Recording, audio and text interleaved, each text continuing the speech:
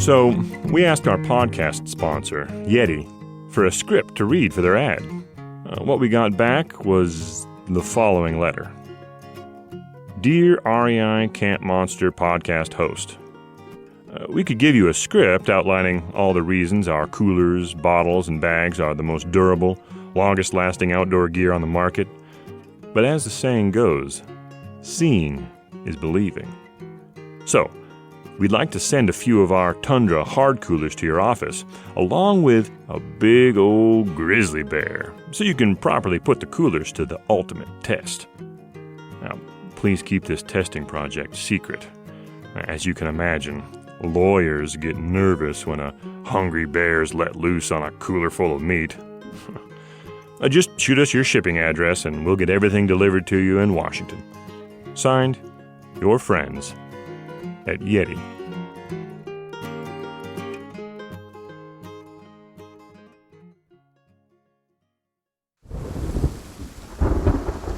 This is an REI Co-op Studios production.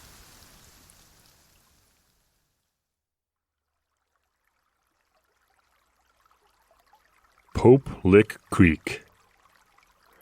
That's a funny name for a creek. Well, not much of a creek either.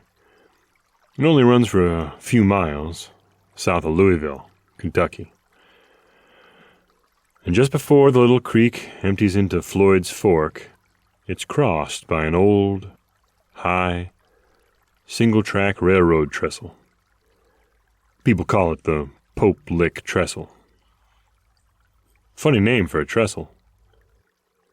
But other than the name, there's nothing funny about it. There's something deadly up on the Pope Lick Trestle. It has a call that'll shake you to your core.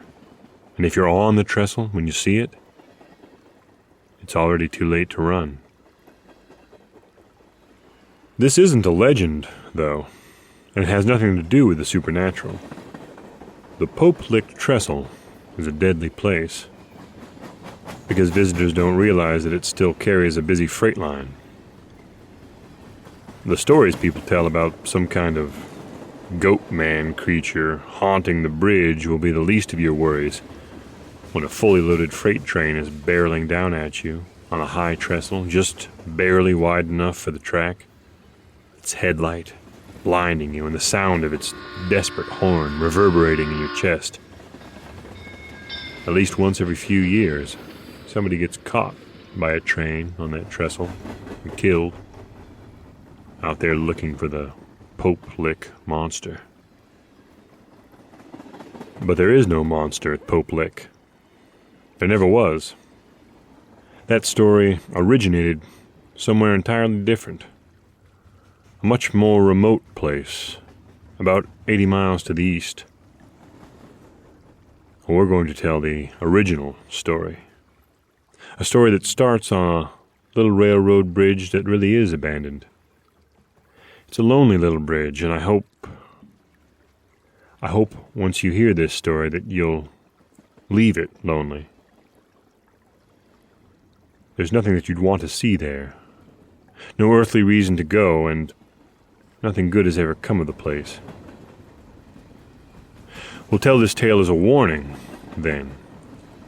A warning about the rare sort of spot that can fill even a bright, hot, sunny day with the chill of something old and dark and evil. This is the Camp Monsters podcast. The wild places of this country are haunted by mysterious creatures. Creatures you might only have heard whispers of. Every week we'll amplify those whispers, tell old tales, relate recent encounters, and share all the strange stories that you ought to know about the wilderness you love to visit. These are just stories, of course.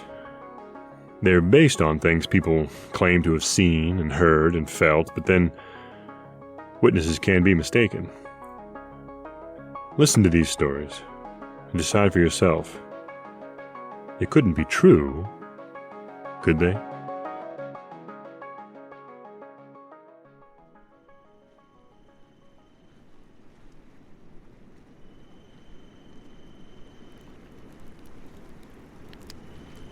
I know one thing that is true. Kentucky is the prettiest place you probably never planned to visit. But aren't you glad we did? Just look at the night we found here. Bright stars smiling down, familiar faces around the campfire, the feel of the big Kentucky River down there through the trees. It's almost too warm for this little fire. Fall is still just a rumor you might only feel in a breeze right before dawn. I'll bet tomorrow's going to be another bright, hot, lazy day. There's a story they tell around here that begins and ends on a bright, hot day, with the heat of a late summer noon running right through it. Well, maybe the story would be more frightening if it happened at night, but I don't think so. There are places that have a sort of darkness built into them. Well, such places are rare and rarely found where you'd expect. But when you stumble on one, in some lonely spot in the middle of an otherwise pleasant day, you know it. You feel it. And you leave that place as quickly as you can. If you can. There's a railroad bridge just south of here. They call it the Owl Creek Bridge, although it doesn't cross Owl Creek. It crosses the Kentucky River, just upstream from where Owl Creek empties into it. It's an old bridge with a tunnel at one end, abandoned for nobody remembers how long. It's one of those places that always seem to have shadows around it. In fact, the shadows around Owl Creek were cast long before the bridge was ever built. Back before the dams raised the river level, there was a ford on the river there, the easiest place to cross for miles around. But for some reason, people preferred to go out of their way to Clay's Ferry, or risk the high water at Boonesboro. There was something about the thick undergrowth that grew around that Owl Creek ford. Seemed to be something lurking in the greenish light that filtered through the leaves. Some people said it was an old hermit who'd sold his soul to the devil and become half devil himself. In the 1840s, a young doctor with some education, taking the lonely ford as a shortcut between house calls, wrote that he was convinced the place was haunted by a satyr, a nasty old goat-man nature spirit out of Greek myth. Other folks insisted it was just an ornery old billy goat whose bleat happened to sound like an old man's laugh, but those same people would admit they never really seen the goat plainly, and that they didn't like to use that ford themselves. Never alone. When the railroad came in 1907, they didn't listen to any local stories about a snickering goat man lurking in the underbrush.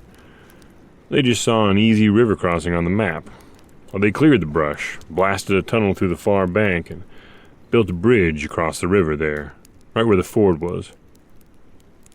There were so many problems building that bridge, and so many accidents and derailments once it opened.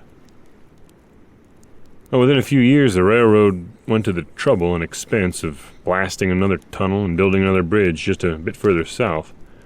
They transferred the main line down there. The old Owl Creek Bridge was left to stain the rain with its rust and collect strange stories. Places that collect strange stories have an attraction to some people.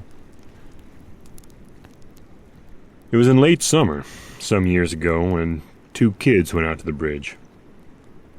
If you're young, or if you've ever been young, you remember what late summer is like. The days so long and hot, and you've done all the good, fun things 12 times already. Well, some kids just sigh and try the good, fun things for a 13th time, but other kids look for fun that isn't quite so good. DJ and Reggie were good kids gone bored. They'd never been out to Owl Creek Bridge, and it had seemed like an exciting way to spend an afternoon, or at least kill some of the summer monotony. But now that they were here, standing at the mouth of the old tunnel, DJ cracked an uneasy smile. A breath of cool damp from the darkness chilled the sweat on his arms. The steady stream of talk that Reggie had kept up as they'd pushed through the bushes died away, and here at the entrance to the tunnel they both waited for the other to start forward. It isn't a long tunnel. They could see the sunny green of leaves on the other side. But between here and there was blackness with no bottom. It was such a bright day it seemed the sun should shine a little further along the tunnel than it did, but it didn't. The little they could see of the floor was lumped with debris from small cave-ins of the fragile limestone roof and walls. Well, not a safe place to be. But wasn't that the point? After all, they were going to an abandoned railroad bridge in search of a monster. DJ looked at Reggie and tried to widen his smile, then stepped off into the darkness. The tunnel echoed footsteps and breathing. Water was trickling somewhere. For 3/4 of the way through the darkness, things were all right. They tripped and slid on the uneven floor and bumped into each other, stifled nervous laughter, and tried not to touch the walls for fear of bringing down more rocks. But just as DJ quickened his pace to reach the first light from the other side, he heard a voice close at his ear. Shh! He looked over and thought he saw Reggie standing there, but the blackness was so complete that as his eyes moved, the silhouette that he thought he saw beside him moved as well. He reached out where he expected Reggie to be and found nothing. Then again he heard a voice like Reggie's. What was that? DJ wasted his most uneasy smile yet on the darkness. He wasn't going to fall for some spooky kid trick. He squinted at where he thought Reggie must be and said, Nah, come on. Shh, the voice said again. DJ waited for Reggie to go on, to start telling the tale of the creature at Owl Creek Bridge or something. But as his eyes swirled with shapes in the darkness, his ears heard only that faint trickle of water and the sound of breathing that must be the echoes of their own. He felt his skin start to crawl, his mouth start to dry. Fear started to creep through his defenses. Before it could reach his voice, he scoffed and said, Whatever, and stumbled toward the light, fully prepared for Reggie to jump on him out of the darkness. DJ heard running footsteps approaching from behind, echoing. He braced himself for the impact, for the scare, but it never came. Reggie sprinted past him in silence, not even looking at him, running as fast as he could run over the uneven floor, faster than seemed possible without tripping and sprawling on the sharp limestone. It was the most frightening thing Reggie could have done. And now, in the echoes of the tunnel, there seemed to sound another set of footsteps, racing up on DJ from out of the blackness behind him, and without thinking or uttering a sound, he found himself sprinting to catch up with Reggie, sprinting faster than he thought he could go without tripping, and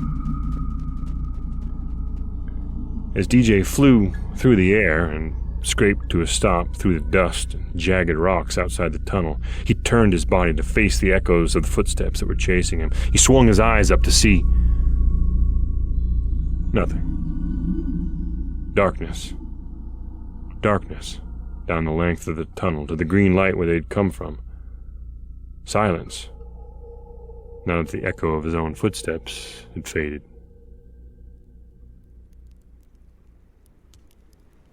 He sat and stared down that tunnel for a long time, craning his neck this way and that to sweep the light from the far end across the shadows that filled the tunnel, straining his ears for any sound other than that faint drip of water.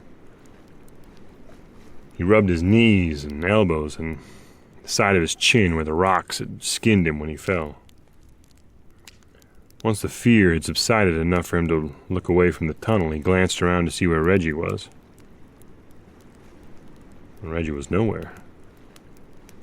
The brush on this side of the tunnel was thick.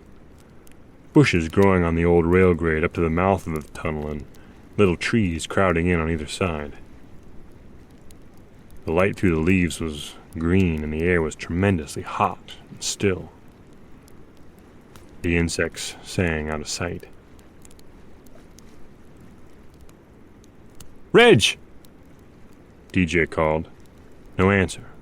No movement. Some of the closest insects quieted for a moment, then started their songs again. "Reg!" Nothing. It's terrible to be stuck on the wrong side of a prank. If DJ went back into the tunnel, Reg would scare him in there again, plus tell everyone he'd turned and run away from the bridge. If he started out onto the bridge alone, well, that was obviously what Reggie wanted him to do. But if this was the game Reggie wanted to play, DJ was forming a plan of his own to play it. There was a little trail, probably made by animals, that slipped down the slope of ballast, the little rocks that made up the rail bed, right where the bridge met the hillside. DJ followed it down the side of the bridge, then ducked under the big steel plate and paused, letting his eyes adjust to the shadows under the bridge. The space was perfect for the plan he had in mind. He moved a little further in to where he could see up through the ties and reach to grab a leg when Reggie got tired of waiting, wandered out onto the bridge himself. DJ stood there, his nose filled with the smell of hot creosote from the old rail ties baking in the sun. He kept brushing his hands against his arms to combat that tickle of imaginary cobwebs that you get in dusty, still places. He glanced down the hill behind him, half expecting to see Reggie slip under the bridge, too. These glances grew more and more frequent as that feeling crept up on him. That feeling you get when you sense someone sneaking toward you. You're never sure what it is that tips you off, what triggers that primeval warning, but have you ever noticed how often that feeling is right? All at once, DJ knew where that feeling was coming from. He hadn't noticed it at first, but as his eyes adjusted to the dimness, he saw that there was another, deeper darkness further under the bridge, beyond where the ties let the light through from above. The earth leveled out and continued back into where the bridge met the hillside, creating a dark little chamber, and DJ knew, just knew that Reggie was in there, hiding, waiting to hear DJ start walking across the bridge above so he could sneak out and scare him. Well. Shh, silently now. DJ eased slowly against one of the bridge piers that framed the blackness within the chamber. His heart was pounding like he was the one about to be scared, rather than the one who was going to do the scaring. He tensed his body, leaning against the pillar at the side of the opening, and for a moment he had the crazy feeling that Reggie or something was going to jump out right now, just before he jumped in. Ah! DJ jumped into the dark gap and staggered forward, reaching out, ready to throw his arms around the shouting Reggie and yell and laugh, and push him over and feel the tension go. But Reggie wasn't there. and the dark little space was not quite empty. There was a smell. Something was in there, or something had been there, had been crouching in that darkness, living there, in its own dark, thick smell. There were sticks, brush, little branches that DJ stumbled on, not fresh but not old, crushed, slept on. It was a den of some kind, some animal, some creature, and he couldn't see the walls. He couldn't see how far back it went or what was in there with him until he sensed movement. He turned to run, blindly, but then, right in front of his face was another face. A hideous, twisted face snuck up on him, pressing forward, pushing him back into the dark den. The face was screwed up into an unnatural smile, and just as the shock wore off enough for DJ to realize that the face belonged to Reggie, the mouth split open and uttered a loud laugh that didn't sound like Reggie at all. Ha! And then Reggie pushed DJ back into the darkness. DJ tripped on the sticks and brush and fell into the middle of them. That thick, sour animal smell rose up from the nest as he landed on it. He could feel little things scurry and scuttle away beneath him as he rolled and struggled, trying to scramble to his feet. The sticks and brush felt slimy under him at first, but as he rose and pulled his hands away, strands of slick hair came up with them, and he recognized the den wasn't covered in slime, but matted and greasy, wispy, long, pale gray hairs. He shouted and recoiled, crawled, and ran out of the place. Reggie was nowhere to be seen as DJ scrambled out from under the bridge and ran back up onto the rail bed, shaking his hands and trembling in his whole body. He trembled in fear and rage. But when he saw Reggie running out across the old bridge, rage got the upper hand. He followed, as fast as all the adrenaline in his body could hurl him. It would have been very wise for Reggie to keep running. DJ was expecting that.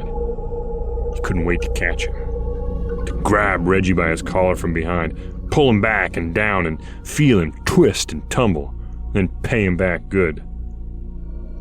So when Reggie stopped, right in the middle of the bridge, and stepped calmly over to the edge, looking out over the river below, DJ wasn't quite sure what to do.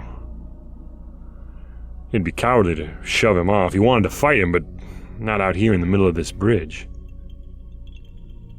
DJ stopped and shouted, "Hey!" and waited for Reggie to turn around.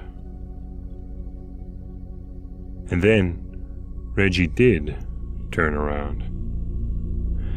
But when he did, DJ didn't want to fight him anymore. That smile was still on Reggie's face. That smile so big and tight that it looked painful, almost hiding eyes that didn't seem to hold any Reggie in them at all. Something was wrong. And for the first time, DJ felt not startled as he had in the tunnel, or scared and disgusted like under the bridge, but a deep, creeping, insensible fear.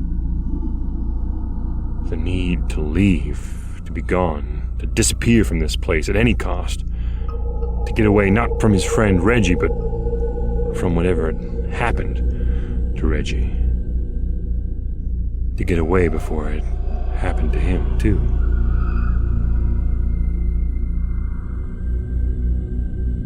Reggie stepped forward menacingly, and DJ took a quick step back and tripped over one of the old rail spikes. He stumbled back a few steps and fell, smacking his head hard against a steel girder at the other edge of the bridge. There was a tremendous flash of light, a sound like a bell exploding, and when the world slowly came back into focus, DJ was staring up at the sky. Steel trusses were holding the sky up, and they were rusty. DJ was worried the whole thing might collapse. The sun was in full eclipse. No, now he remembered. He was on a bridge. On the old Owl Creek Bridge, and there was something here he had to get away from. Why was he lying down? And what was that blocking the sun? Not one of the rusty steel trusses, but sticking out, like the head of someone standing on the old structure above them, looking down. A shaggy head with long, gray hairs haloing the sun. Just then the head moved and the face snapped into DJ's focus. A leering, twisted, grinning face with square, yellow teeth too large for a man's. The face seemed to be laughing maliciously at him, but DJ couldn't hear the sound. And then there was another face in front of that hideous one. It was Reggie's face, twisted into an empty, grinning mask mirroring the face above. DJ's mind wasn't clear. His neck was wedged up against a rusted beam, awkwardly, vulnerably. Reggie's foot came up and hovered for a moment over DJ's face. DJ looked into Reggie's vacant eyes and knew Reggie wasn't in control of what he was about to do. DJ was helpless. The only thing he could think of was point up at the face on top of the truss behind Reggie's shoulder and shout, "Look!" Reggie stopped, and there was a flicker behind the slits of his eyes. Then he slowly turned and looked. And when his eyes met those of the creature, DJ heard two sounds, suddenly and incredibly loud. The screams of his friend, Reggie, and the vicious laughter of the creature above.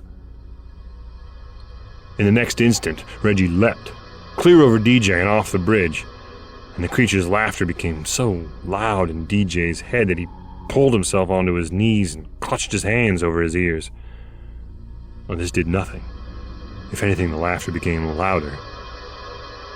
So DJ threw himself sideways and tumbled off the bridge himself. It's a long fall off the Owl Creek Bridge into the Kentucky River below. Long enough to make your whole body burn where it smacks the surface of the water. Long enough to send you deep enough that you wonder if you'll ever come up again.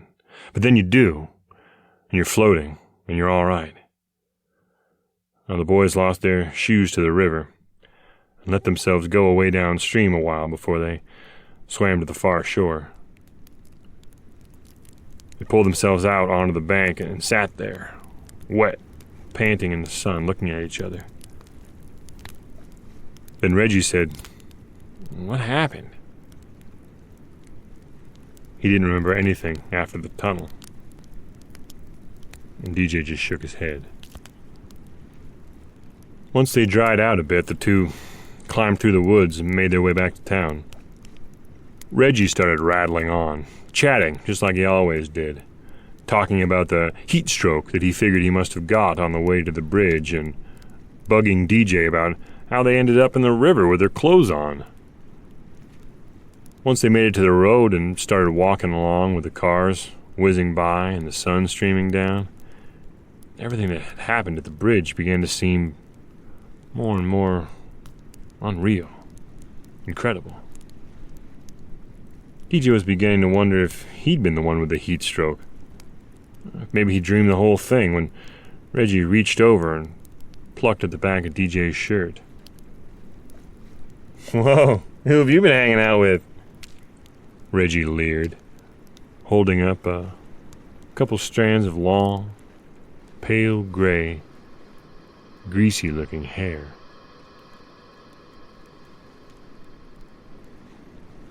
"Maybe tomorrow we'll rent some kayaks and go out on the river. It's a beautiful stretch along here. We'll see birds and snapping turtles.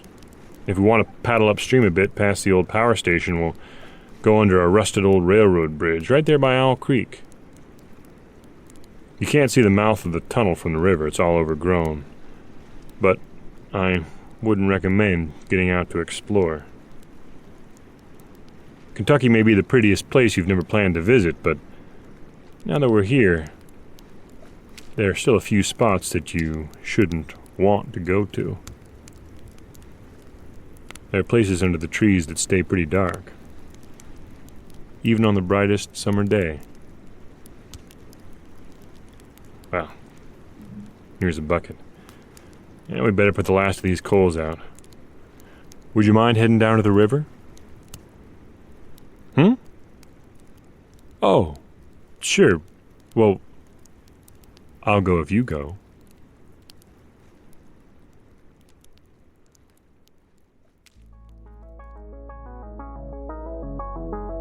Camp Monsters is part of the REI Podcast Network. And if you've been warmed by our campfire, please take a second to rate, review, comment, and share. It really is you spreading the word that keeps us recording. Thank you. Next week, we'll pull to the side of a midnight highway in Arizona, along the rim of the Mogollon Plateau, where the nights get so dark, the stars cast shadows. We'll stop to look at those stars, though we should have been watching the shadows. Camp Monsters is recorded around a digital campfire in the Overcast room of Cloud Studios in Seattle, Washington. Find them at cloudstudiosseattle.com. The campfire was lit and is guarded by our very own legendary creature, our producer, Chelsea Davis. All the sparks of audio magic are stirred up by our engineer, Nick Patry. If you hear any growls out beyond the firelight, they probably just come from our executive producers, Paolo Motola and Joe Crosby. The stories are written and told by yours truly, Weston Davis. Thanks for coming. See you next week.